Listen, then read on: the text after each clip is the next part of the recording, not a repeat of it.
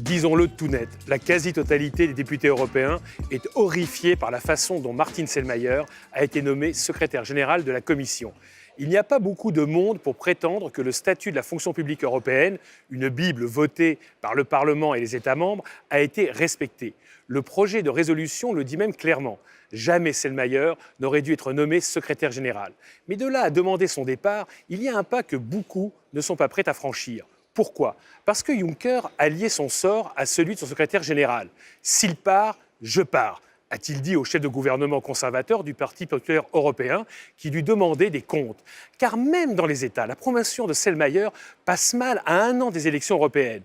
Elle donne une image catastrophique de la Commission, une bureaucratie qui s'estime au-dessus des lois et refuse de rendre des comptes. Sur qui peut compter Juncker pour sauver sa peau et celle de son poulain lors du vote de mercredi prochain ?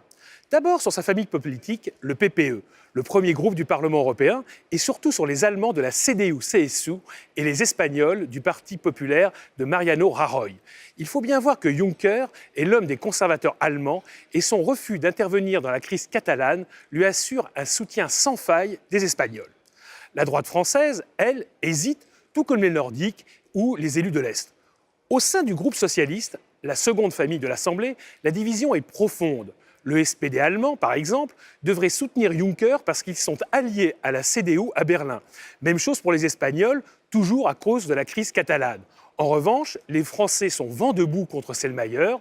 En réalité, il faut bien voir que ce sont les socialistes qui feront la décision. Car tous les autres groupes veulent la peau de Selmayr, et éventuellement celle de Juncker, tant qu'à faire.